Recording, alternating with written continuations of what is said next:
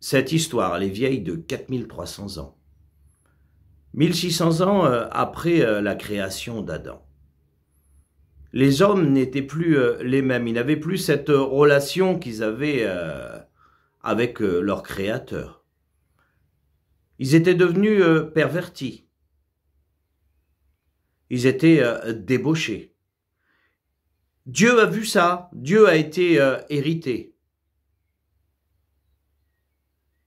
Et à un certain moment, il s'est aperçu que ces hommes mariaient leurs filles à des personnes qui déplaisaient à Dieu. Et là, Dieu s'est mis en colère. Et Dieu a pris une décision. Il a pris une décision de rayer toute vie sur la surface de la terre. Mais voilà qu'il y avait un homme, Noé. Mais Dieu connaissait Noé. Noé, c'était un homme qui était droit et juste, et que dans son cœur, l'Éternel vivait constamment. Dieu a eu compassion, a eu pitié de Noé. Et Dieu va le voir. Et Dieu décide de faire une grâce à Noé. Il lui dit, Noé, tu vas construire un arche, c'est-à-dire un navire. Noé comprend pas vraiment pourquoi, mais Noé écoute Dieu parler. Il lui dit, tu vas le faire de 150 mètres de long. On n'est plus sur une barque là. Hein. Tu vas le faire de 25 mètres de large. Tu vas le faire de 15 mètres d'auteur. Tu vas faire 3 étages, Noé. Tu vas faire des cellules à l'intérieur différentes. Tu vas faire une grande porte sur le côté de ce navire. Il n'y aura qu'une seule fenêtre qui sera sur le haut. Et sur le haut de la fenêtre, elle fera 50 cm. Parce que Noé, j'ai décidé d'anéantir toute chose vivante sur la terre. Je vais faire tomber le déluge. Donc à l'intérieur de cette arche, tu pourras rentrer toi et ta famille. Mais aussi les animaux. Un couple de chaque espèce. Et c'est vrai que Noé est en train d'écouter Dieu et il a du mal à comprendre tout ce qu'il lui dit. Mais il écoute. Et voilà que Noé a 3 fils. Et il est en train de leur expliquer qu'est-ce que Dieu leur a dit. Mais c'est des fils qui écoutent leur père et qui aiment Dieu aussi. Et là, quand ils voient la taille de ce navire, 150 mètres de long, ils sont 4 personnes pour le construire. Alors là, il va falloir du bois, il va falloir couper des arbres, il va falloir couper des planches, il va falloir les assembler. On va faire comment? En plus, Dieu a dit qu'il allait faire tomber de l'eau. Mais que la porte, elle resterait ouverte. Donc on ne peut pas le faire sur une plaine, on est obligé de le faire sur une altitude ou sur une montagne. Et il faut qu'il y ait un endroit où il y a des arbres. Mais Dieu n'a pas parlé de n'importe quel arbre. Il a dit du bois de gopher. Aujourd'hui, le bois de gopher n'existe pas, donc on n'existe plus, donc on suppose que c'est un bois résineux. Et puis, pas seulement, Dieu leur a dit aussi, quand il sera terminé, il faudra le couvert de ces pois. Aujourd'hui, ça pourrait être un goudron. Et voilà qu'ils se décident à se mettre à la tâche. Donc, ils cherchent une grande forêt où il y a du bois qui est suffisamment pour construire un navire de cette taille. Jamais personne n'a construit ça, ils ne savent même pas ce que c'est. Mais par contre, l'architecte, c'est Dieu lui-même. Donc lui, ils savent que Dieu ne s'est pas trompé. Si Dieu a dit de le faire comme ça, eh ben, Noé et ses fils vont le faire comme ça. Alors là, on peut bien comprendre qu'il y a des gens autour. Ce sont des gens pervertis. Ce sont des gens qui ont marié leur fille avec des hommes qui déplaisaient à Dieu. Donc, ils n'ont rien à faire de Dieu. Ça devient plutôt un moyen de distraction, de regarder Noé à la tâche, en train de couper les arbres avec ses fils, de la raillerie sur eux. Mais eux, s'ils ne s'occupent pas, Dieu l'a dit, nous allons le faire. Mais pour faire un tel navire, à 4 hommes, le temps a été estimé environ à 80 ans. Ah, ils ont mis du temps pour le faire. Mais Dieu l'avait demandé de telle façon et ils l'ont fait de telle façon. Et voilà que ce grand navire est terminé. Il est sur une hauteur. Cette grande porte qui est centrale sur le côté, la porte est grand ouverte. Et là, Noé écoute encore parler Dieu. Et l'Éternel lui dit, je vais faire rentrer un couple de chaque espèce. Un mâle et une femelle, des espèces qui sont impures.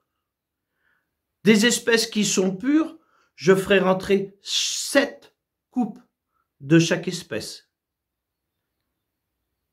Donc, Noé comprend mieux pourquoi qu'il y avait toutes ces cellules dans le bateau, parce que il va falloir les placer. Il a dit, Noé aussi, il faudra que tu prennes de la nourriture en conséquence, parce qu'il va falloir nourrir tous ces êtres vivants. Et voilà que le spectacle commence à se faire devant Noé et devant ses garçons, c'est que Dieu attire les animaux, et les animaux commencent à rentrer. Les petits animaux, les volatiles, les grandes tailles, toutes sortes d'animaux qui se meuvent sur la terre sont à l'intérieur de cette arche. Et Dieu lui dit à Noé, maintenant tu vas pouvoir rentrer aussi avec ta famille. Noé rentre avec sa femme. Ces 3 garçons sont mariés aussi et rentreront avec leur femme à l'intérieur du navire. Et voilà qu'il commence à pleuvoir. Mais alors c'est pas de la pluie comme ils ont l'habitude. La parole de Dieu nous dit que les écluses s'ouvrent du ciel et des trompes d'eau tombent. Les sources marines en mer s'ouvrent. Et là, c'est des torrents d'eau qui montent et qui montent et qui montent. Par contre, on s'aperçoit que Dieu fait encore grâce aux hommes. Parce que la porte, c'est pas Noé qui va la fermer, hein. Simplement, celui-là qui est au commandement de cette porte, c'est l'Éternel. Mais l'Éternel décide de la laisser ouverte 7 jours. 7 jours de grâce. Et au bout de 7 jours, Dieu décide de fermer la porte. Et là, quand il ferme la porte,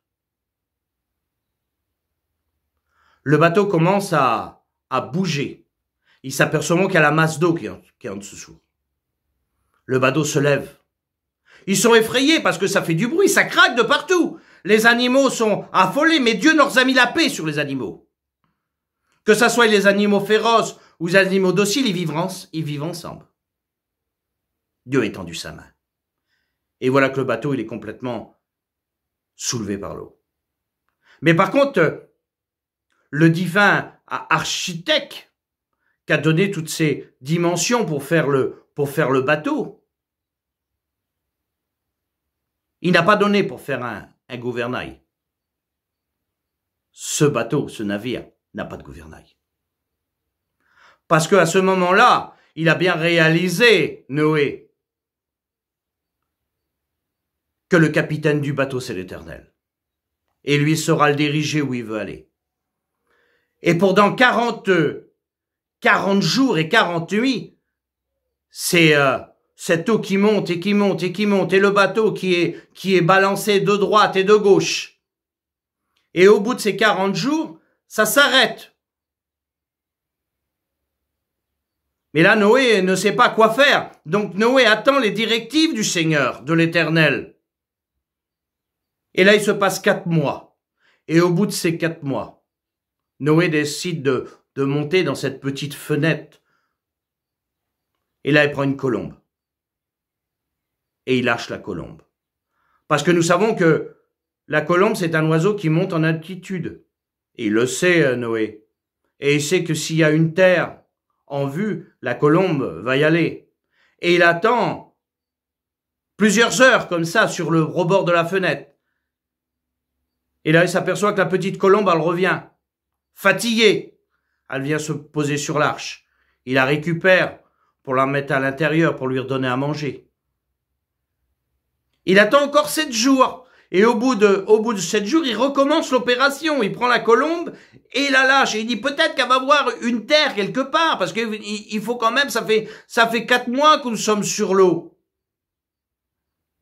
Il attend plusieurs heures et il voit toujours cette petite colombe et là, il l'aperçoit et elle revient. Mais quand elle revient, il aperçoit qu'elle a quelque chose dans le bec. Alors, qu'est-ce qu'elle a dans le bec, cette petite colombe? Elle a une branche d'olivier. Et là, il se dit, là, l'eau commence à descendre. La petite colombe, elle a vu une terre, elle a vu une branche d'olivier, mais sûrement pas suffisamment, elle est revenue. Et là, il attend encore 7 jours. Et 7 jours, il reprend la petite colombe et il la lâche. Et là, il attend des heures et des heures. Rien à la vue. La colombe n'est pas revenue. Le lendemain, il attend encore des heures et des heures. Toute la journée se passe, mais la colombe n'est pas encore venue. Donc là, il a bien compris que l'eau a descendu. Et la colombe, elle a trouvé une terre d'asile. Et il sait que la colombe ne reviendra pas. Alors à ce moment-là, avec ses fils, il décide de découvrir le toit.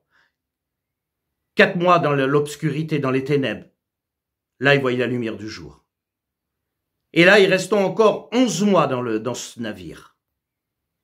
Au bout d'11 mois, le bateau se pose. Il se pose sur une montagne, le mont Ara. Ça se trouve en Turquie.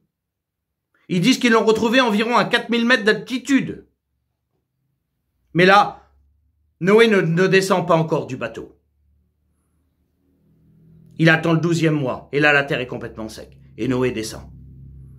Noé, pour honorer Dieu, fait des sacrifices avec ses fils. Le sacrifice, c'est aimer de Dieu. Et Dieu fait une alliance avec Noé. Dieu se repent d'avoir détruit tout ce qui était vivant sur la surface de la terre. Et il a dit, jamais plus je ne détruirai un être vivant sur la surface de la terre. Quand vous verrez l'arc-en-ciel dans le ciel, vous saurez que c'est une alliance que j'ai faite avec vous. Quelle histoire merveilleuse, l'histoire de Noé. Si tu veux la retrouver dans la Bible, tu regardes dans la Genèse,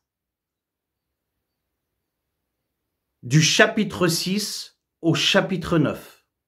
Et je te dis, bonne lecture.